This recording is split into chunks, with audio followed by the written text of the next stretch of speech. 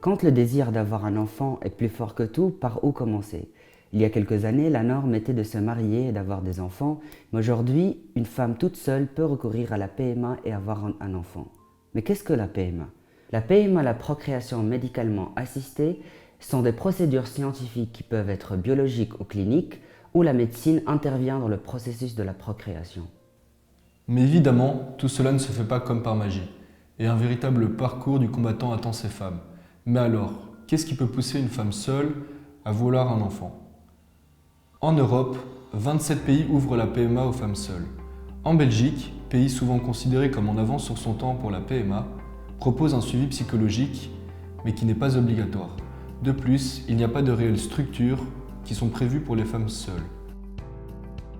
Mais alors, est-ce que les centres PMA proposent un suivi sur le long terme pour ces femmes?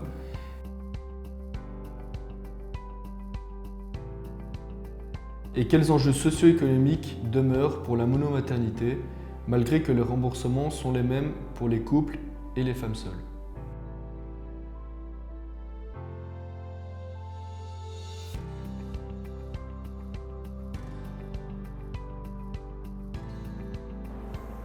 Chez nous en Belgique depuis 2007, les femmes seules peuvent recourir à la PMA.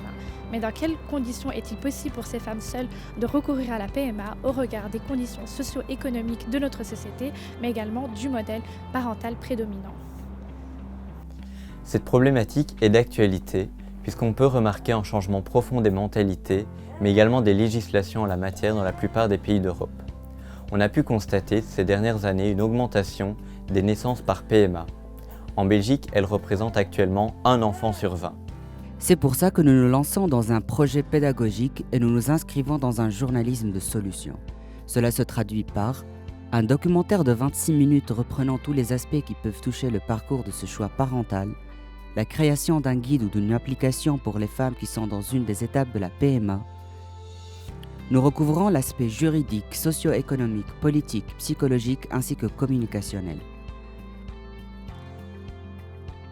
Nous sommes 5 étudiants motivés et dédiés à produire un projet de la meilleure qualité médiatique possible.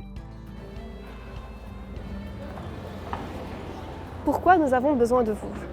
Eh bien, pour réaliser un reportage de qualité, il faut des moyens propices, tels qu'un matériel de qualité, des frais de déplacement, mais aussi pourquoi pas avoir recours à des frais de graphiste.